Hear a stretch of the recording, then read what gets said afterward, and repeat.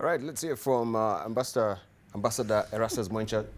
Following this particular story, what do you think is happening right now? Do you think this will be the ultimate solution? Well, it's a good step forward, but Dipal, that peace agreement has so many gaps, and one hopes that, of course, the devil is going to be in the details. Let's first of all look at the key areas that they agreed on. The first one is, of course, the ceasefire, which is most welcome because this would enable humanitarian societies to be able to reach the affected communities and provide the refugees, internal displaced persons with some assistance, which is good. The second one, of course, is containing the armed forces. They are going to be, as they call them, cantonment. Lucy can talk about it. And of course, following that, they have also agreed that IGAD and African Union will supply observation missions that will maintain the ceasefire. And the third one, which is most strange, is that they are going to have 3 capitals in the transition. And that's where I said the devil is in the detail. I hope this is, the question is, who is going to be in which capital? Are you going to have Riek Machar in his stronghold to station him there as a vice president and others in their stronghold? What do you read into that? Mm-hmm. It means that they are not ready to sit together in Juba and work together from there as a unit. And of course, the fourth one is on the oil. I think one of the things, you remember last week and the week before, we talked about the role that regional leaders should play in this. And you can see this, even from the script. It was in Addis Ababa. Prime Minister has done a lot of good work in that. And then it moved to Khartoum. There was even talk for it to move to Nairobi. And you can see President Museveni is very much present, which is, it shows you that the regional leaders have taken this matter to heart. They are trying to find a solution. But ultimately, as the story says, it's the two who will guarantee peace. And my take still remains that I hope the two can work together. I still insist that there should be a way of exit for the two so that you can have a new South Sudan that will see peace, that will be able to move in unity as we move together forward. So we eagerly expect to hear about the agreements that they had yesterday that will be announced today. What is your expectation, Dr. Khanenje? Much in the same language that the ambassador just mentioned, actually. In fact, he was speaking more about what I was planning to talk about. And the irony of having 3 capitals. How many countries in the world do you know that has 3 capitals? Unless you've conceded and consigned yourself to the possibility that you might never be together, and so you go ahead and balkanize the country. You can't really have 3 capitals. Now, what that also says, even though they say they're coming with an open mind, I don't think they're having an open mind because it shows lack of trust and confidence. Now, from the beginning of the deal, it's demonstrating that you don't trust each other. You're not actually willing to work together because you don't want to see each other in the face. That's why you don't want to work in the same capital. You want to work separately. So that is a big challenge. Now, the positive thing and what we've been talking about is the importance of regional leaders and organizations in addressing our own problems, African solutions to African problems, and especially in this part of the world. We've seen very good efforts made by the Prime Minister of Ethiopia and right now Khartoum. Now, Khartoum has an interest in ensuring that South Sudan is peaceful. The irony also in part of the discussions in the agreement is Khartoum was supposed to help secure the oil fields in South Sudan, which they fought so hard to try and prevent or deny Khartoum from actually accessing, for many years. But what that says is the way things have changed, in Sudan. Now, it's going to be helpful, not just for Sudan and South Sudan, but for the region. Our businesses as Kenya suffered immensely in South Sudan because of the current crisis. Some of the projects we conceived when President Kibaki came to power factored in the possibility that South Sudan was going to be peaceful. It hasn't been. And so they can't even take root. and I'm afraid some of them have been affected, irreparably in terms of being able to be viable economic tools. Now, what do I see in this? I think the parties are not there yet. I think some more work needs to be done. There are lots of gaps that if we have to move ahead with this peace deal, in a few months' time you may hear there is something else happening in some parts of South Sudan. Or one of the vice presidents might declare an autonomy, an autonomous region, say Malakal is no longer part of Sudan, perhaps we want to be more autonomous. Or wow, it's not going to be answerable to Khartoum. No, we cannot do that. I think the regional leaders should help Salva Kiir and Riek Machar to come up with a more workable agreement, and something is going to involve some sacrifice for both leaders. Right now, they seem to be more preoccupied with avoiding sanctions and stuff like that. Yeah, but no, you cannot make a peace deal because you're afraid of sanctions. It will never last. Mm-hmm. We're standing on guard and we're keeping an eye on the enemy. I'm holding court this morning with Ambassador Erastus Mwencha, who is a former Deputy Chair of the African Union. Also do have with us Major Retired Lucy Mukuria. She is a military psychologist. Also Dr. Hassan Kanenje. He is the director of the Horn Institute. Also we do have with us Tom Kagwe, who is a political scientist and a former also board member of IPOA.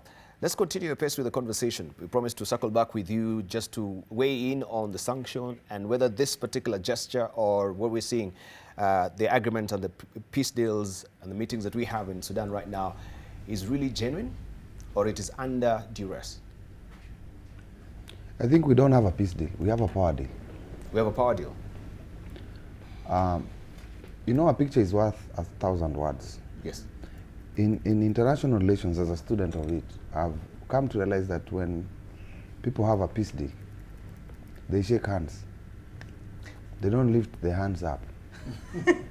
And in between these two leaders, you have Yoweri Kaguta Museveni of Uganda. Then you have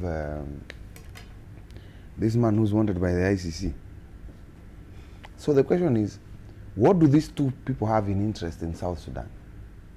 Beyond peace, what are they looking for? So this is Museveni and al-Bashir? Yeah, al-Bashir.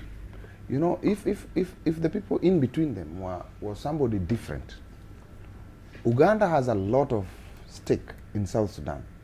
Of course, it's not because of the tripping down of refugees from South Sudan, but it has serious deals of oil in South Sudan. So is al-Bashir. So these fellows, by that picture, for me it's a power deal. That picture is demonstrable that they didn't reach an agreement. What they want to do is to share power and appease the international community that they are reaching something. The second thing which has been alluded to is the issue of the three capitals. If we have to go there, then split South Sudan. And that's my personal opinion. Yugoslavia was here too. So the question of, if they have three capitals, for me what I'm seeing in the next 4 or 5 years is a splintering or secession of some parts of South Sudan from Juba. And if this is going to be that way, aka Yugoslavia, then we have a major problem in Africa. But one of the key things which I keep on asking myself, and these are my two last points, where are the women? Essentially, South Sudan has very powerful women, even those who went to the bush. If women were not involved in this process, what will be the role of that deal when it comes to women and children who have suffered the conflict more and have been also part of the belligerents anyway? Child soldiers, you have women soldiers. This deal must be all-inclusive. It cannot be about two men who have ego problems. The final thing is, and I'll say it thrice, oil, oil, and oil. If we have to reach a peace deal, we have to discuss oil and what interests oil brings to the deal. Who's in charge of oil and which oil? What is the role of these three capitals? Do they want to use the oil to fund the capitals? You know, the real thing, if South Sudan was a place with bananas and sugar cane and of course it has sugar cane, a lot of it, but if it was a place of bananas and potatoes, and they will not be at war. So the question of the oil must be understood within the international context, that somebody wants to control the oil. So if you want to control the oil, then we have to discuss the oil itself. I will wait to read this deal when it comes out. And especially because the ambassador is telling us also that there is an African Union coming soon.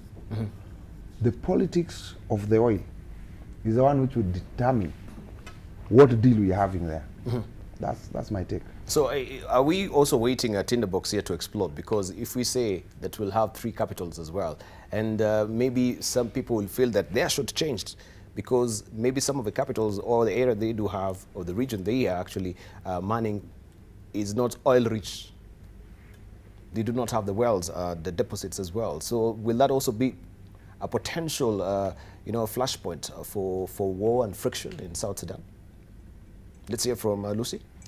I want to build on what Tom Kagwe has said about where the women are. And, you know, there are people who say that war is the sexist way of conflict resolution. And I think he brings such an important point. I think it's part of the reason I'm part of this panel. Is it not?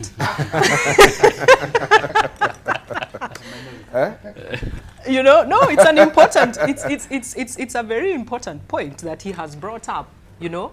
And I like that he has talked about ego, because I think this is something that people have a difficulty calling out. That people are actually making these decisions about the future of so many people from an egocentric point of view, and not from the point of view of what is in the best interest of my people, what is in the best interest of our people. Because if that is what was guiding their decisions, if that is what was guiding their judgment and actions, then we would not be having what we are seeing. Three capitals, really?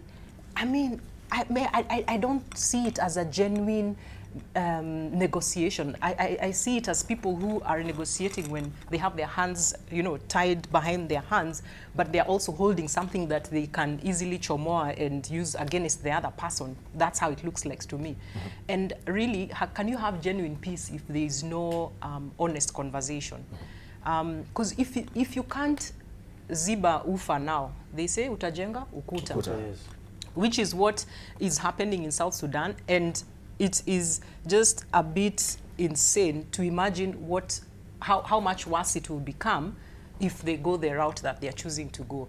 And you know, this whole helicopter thing that they have going on, I don't know. For me, I mean, I wish them all the best as usual, but I look at what is happening and I'm not sure that it will deliver real peace.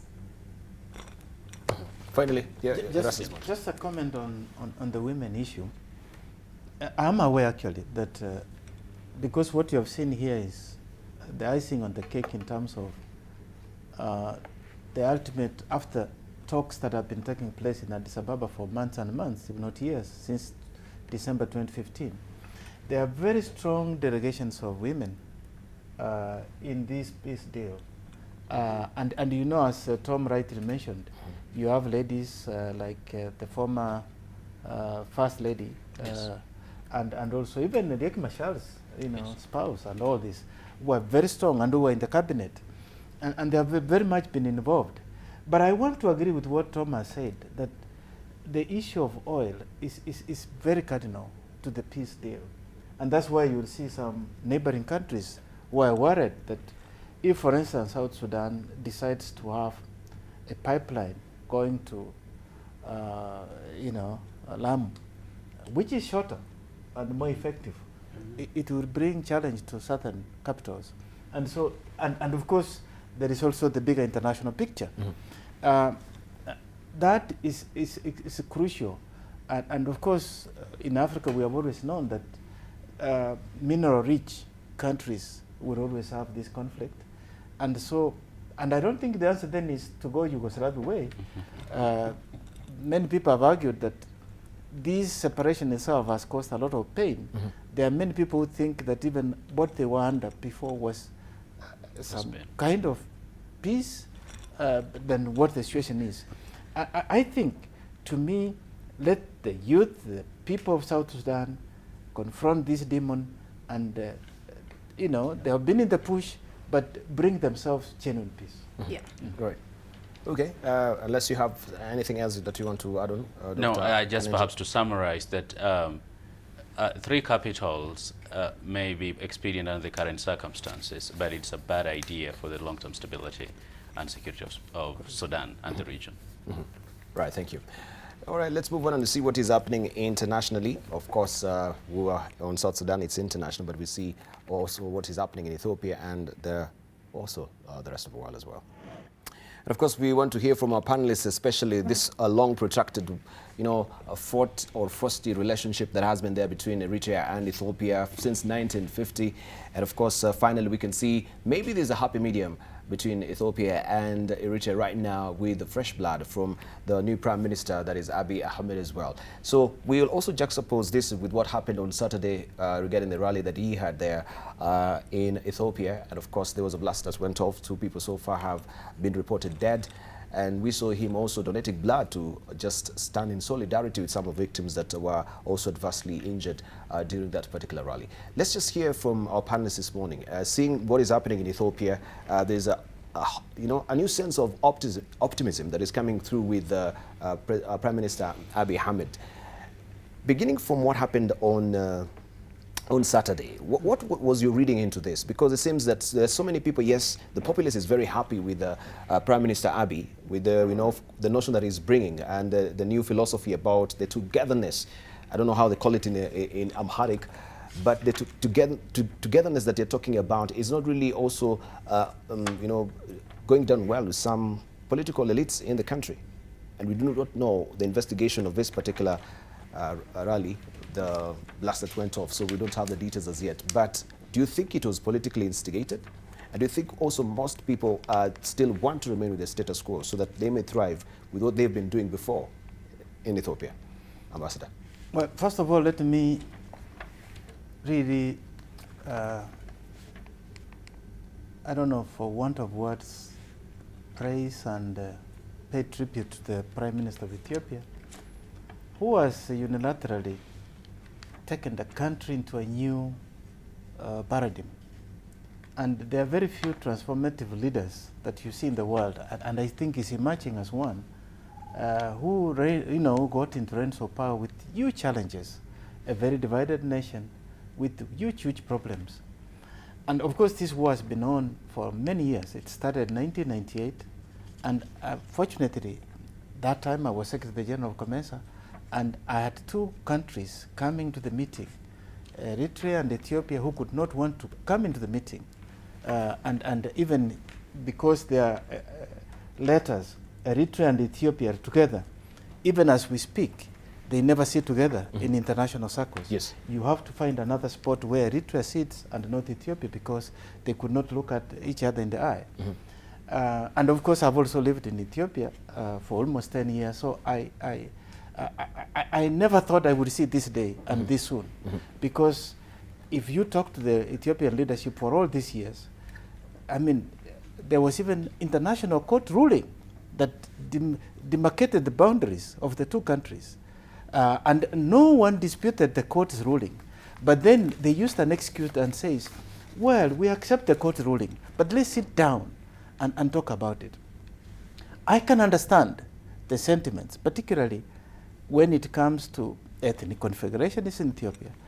This border is, of course, brings in 2 families, Eritrea and Ethiopia border, a region that was under leadership of Ethiopia, the Tigray, and the people of this region were not ready to accept this ruling, because, of course, any ruling of this nature, when you divide a nation, you will always have families that will split here and there. And so it was very minute things, the Badimir, where they were disagreeing as to where the border should, some families would move to Ethiopia and others to Eritrea. But that, the Prime Minister has been able to overcome that, is now moving to a new era.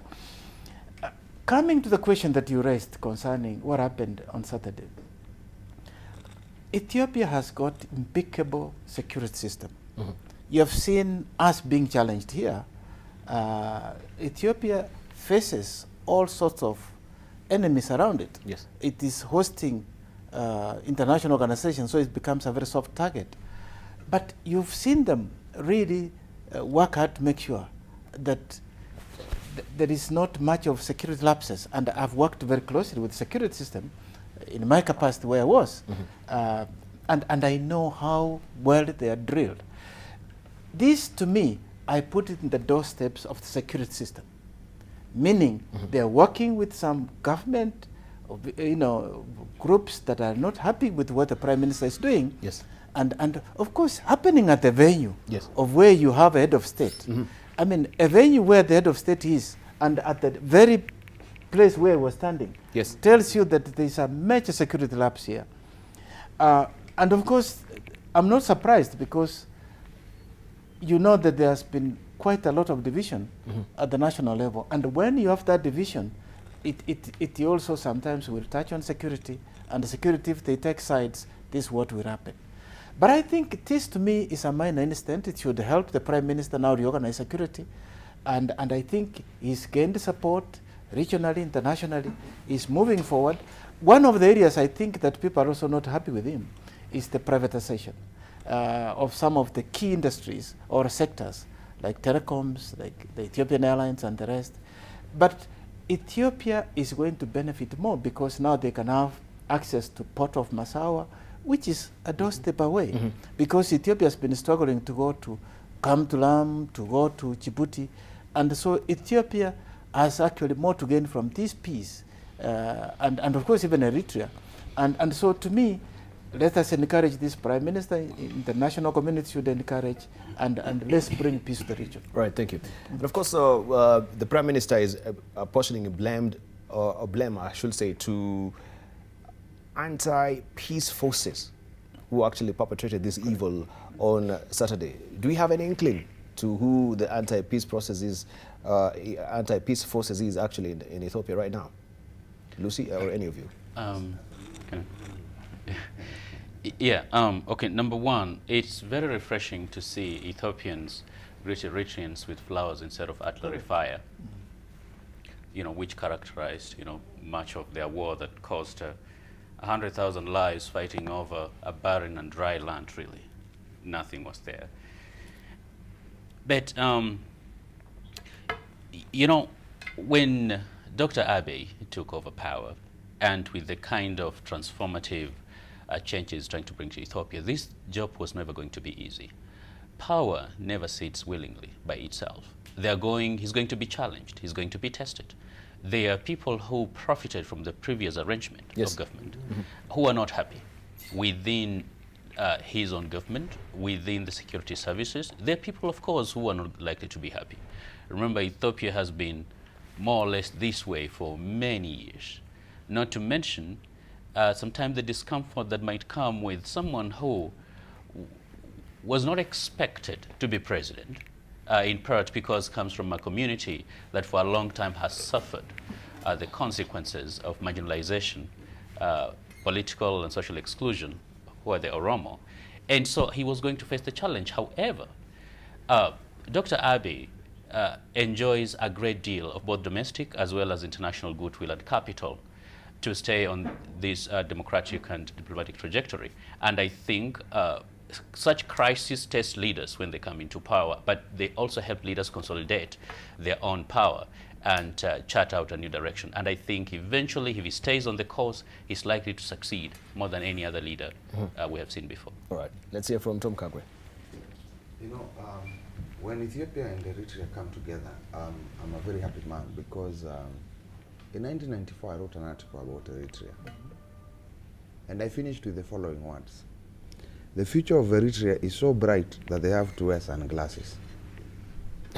I've never forgotten.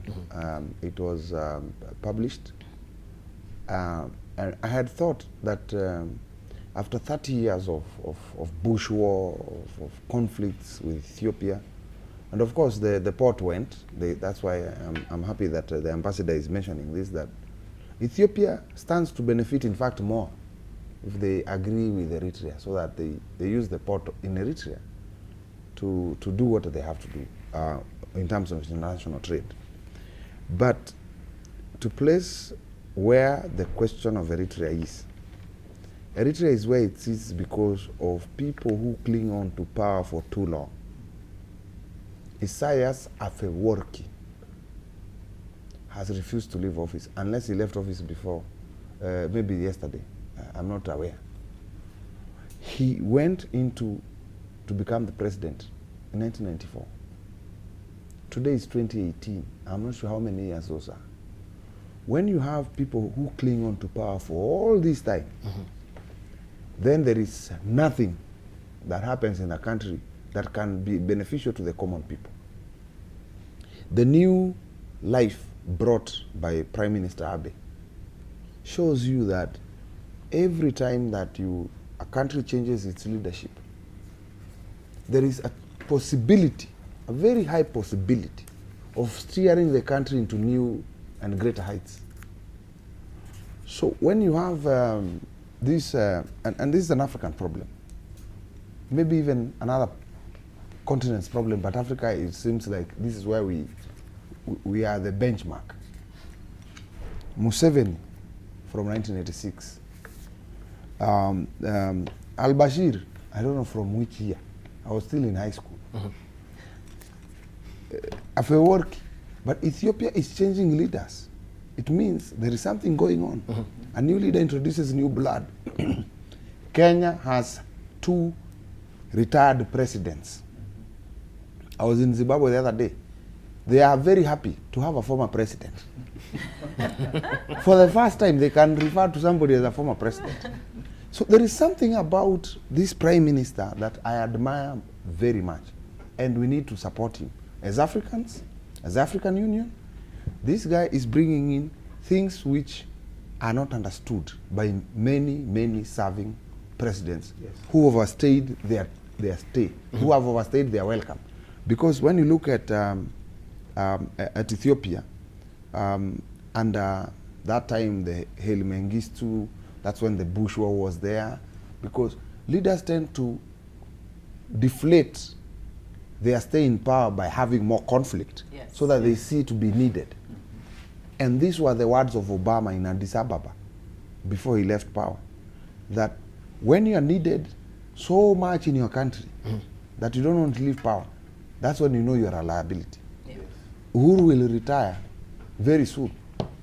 We'll have 3 former presidents, God willing. So we must set the pace for that. Look at Botswana. It has so many former presidents that one is even so free that he goes to watch soccer in the desert. So there is something about leaving power. And when you say about this threat, I usually don't comment when investigations are ongoing. But Dr. Hanenja has said very clearly, there are people who benefit from status quo, and they don't want to see new blood injected into a system. That old blood must leave, new blood must be set in. So we must do what we can, and he should not be scared about those things.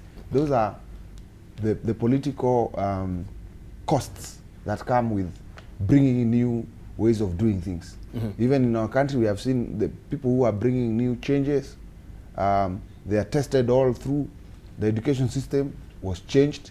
Everybody, there are people who are beneficiaries of school book scams and scandals. Now they don't know what they have to do because the government is producing books. So these things happen. Everything that happens which is transformative is challenged. In political circles, we always say that for every thesis, there is an antithesis. And then we get a synthesis arising, coming out of it. Prime Minister Abe is a new thesis. This bomb blast is an antithesis. But I am sure, as he consolidates his power and uses his power, state power, we will have a better Ethiopia. And when your neighbors prosper, we should be very happy. Yes. Because when Ethiopia prospers, we have more markets for our Kenyan products. And Addis Ababa is the capital of Africa, for God's sake. We need a stable country in Ethiopia so that when we do our international meetings of Africa in Addis Ababa, we are safer and secure. All right, thank you. And of course, we can also weigh in on how people, they're really enchanted with the spirit and message of Prime Minister Abiy of Medemer. Medemer, which is Amharic, as you say, for togetherness. And it seems that people are now opposed to, you know, the ethnic compartmentalization that had been there before, and now they want an inclusivity. As you were talking about the Oromos, you know, now actually coming together right now. So can we also just weigh in on that? Because now it seems they have this support for a systematic and non-violent removal of corrupt leaders who thrived on spreading fear and using violence to cling to power. Briefly, then we move on to other topics. So I want to talk about two things when it comes to Ethiopia. One, my first experience in Ethiopia. I go to this hotel and the manager comes to serve us. And I'm like, you're the manager, why are you coming to serve us? And so I ask the person I was with, he's the manager, why is he coming to serve us? Then the manager extends his hand and shakes my hand and says, no, we were told that he was coming with a visitor. And I'm like, oh my gosh, I feel so safe. Because they actually follow everybody. Here we talk about Nyumba Kumi. Yeah, yes. You have no idea about Ethiopia. Yes, true. They have such a connected, intelligent system that everybody calls the other person to say, I don't know that person. Check into, where is that person going? Who is that person they're with? You know, so it was very, very assuring for me. And for me, I hope that as a country, we can be able to get there. Number two, I think I just want to sort of echo what you started saying, because I think we should actually be out of our seats and dancing right now about what is happening in Ethiopia. And we can't talk about what is happening in Ethiopia without talking about Dr. Abiy, you know? So this I think when he was 15 years old, Mengitsu, and, you know, he took up arms against that. He comes from, you know, a tribe that has really been disenfranchised for a very long time. So for me, what has been so interesting about this man is that 1993, he joins the military. 1995, he goes to Rwanda just after the genocide. So there's, of course, those things that shape somebody's perception about life. Like, he is representative of everybody in Ethiopia. And I think that is why everybody is identifying with him. But he's also taken his experiences, his pain, and turned them into power. He's not like kept them inside and gone like it made him bitter and wataniona. He has actually transformed that into a language that is bringing people together. And that's why there's that high that is happening. He comes in and he says, so there was an international agreement that was made, I'm going to execute it. And then I think the Eritreans were like, what is this guy talking about? Can we trust this person? And then he says, no, come over, let's talk, you know? I think he's the African leader that Yes. we've all been waiting for. He's a Pan-Africanist as well. And for me, I would say, even as a region, we need to be very protective over him. My fear for him is that he be Gaddafi'd, to be honest. Yeah, and I think we really need to take care of him. But we should all be so happy with what is happening with Eritrea and Ethiopia. People finding their way back to each other is always such an important thing. And I'm hoping that even those who claim to be older and have more wisdoms, that's why they're in leadership, there is something that Dr. Abiy can be able to teach them. Yes. Right. All right. All right, let's move on. And love and light to the people of Ethiopia. Yeah. Well, is it a judicial attempt by Rwanda? This is none of the, of course, the European countries' business, but we just want to hear from a panelist. Looking at this, Tom Kagwe, what will, I don't know if you root for Arsenal, maybe if you're an Arsenal fan, maybe you'll be siding with Rwanda on this. You can tell us this morning, right? But given that $40 billion, you know, as we've been given that particular figure, for the country which still, we always have a pail in our hands, proffered to the Western countries looking for aid. Do you think this is a good move? In fact, he was very diplomatic. He was very diplomatic. If I was him, I would have asked where the West was when the genocide happened. They have no business entering into state sovereignty of Rwanda. Every Kenyan that I have met who either has worked with Rwanda, worked in Rwanda, or knows Rwanda, they sing lots of praises about Rwanda. How it is run, the efficiency of their even border system. That we can even go and benchmark what they do here as we don't need as to Nairobi travel. County.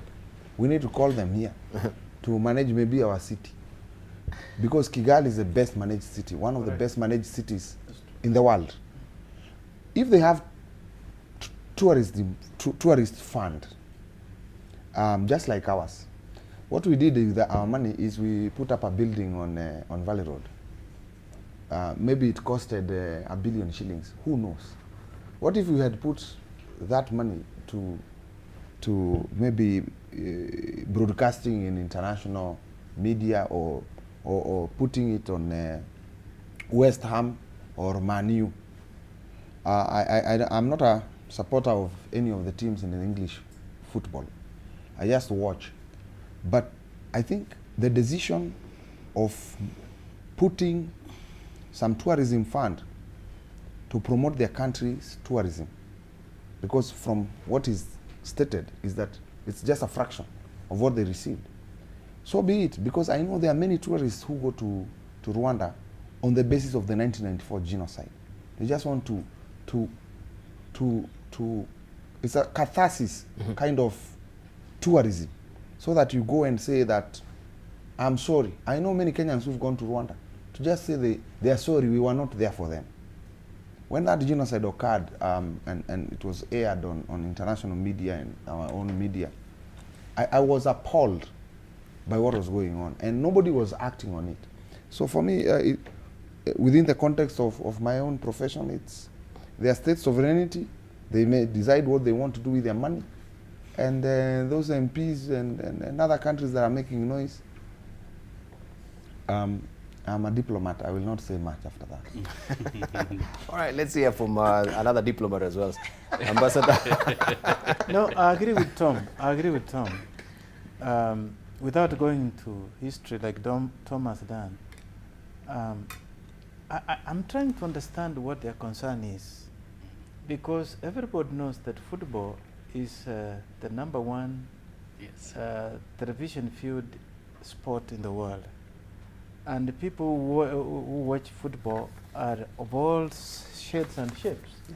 And the reason why you put that way is because I've seen, for instance, the Emirates support, I don't know which club, and all that. I mean, you've seen, coming from the UK, I'm surprised, because I know that BBC may not be very much into advertisement or watched, I don't know, because it's state funded, so they may take a different view. But I still have to really understand what the problem is, because it is meant to promote an industry. Yes. And to reach the widest population. And if somebody's watching TV for, I mean, in the US, when they have what they call their football, is it soccer? There's a name they call it. to sponsor an advert for 30 seconds, it costs billions. You are in this industry, you can check. The Super Bowl. Yeah, Super Bowl. Yes. And that is just 30 seconds. But here you have 90 minutes of somebody running down and up with your name. I mean, I cannot understand. I mean, I don't understand how this comes in, actually. I'm at a loss. You're at a loss? Okay. A diplomatic loss. This is a diplomat talk. Dr. Kaneja. Yeah, I think, okay, number one, Rwanda is a sovereign country, so they can use their money as they so choose and they so please.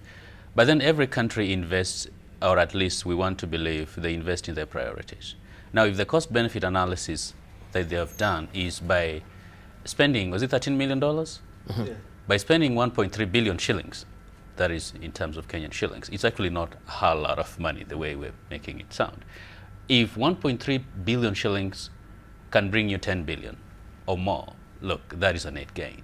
And I think that was actually genius. You know, 1 billion people out there watch the English Premier League. Especially Arsenal. Exactly right. Yes. So who wouldn't like to invest money that way? I would say that is an investment of smart money, and I think it's going to pay. All right. Okay.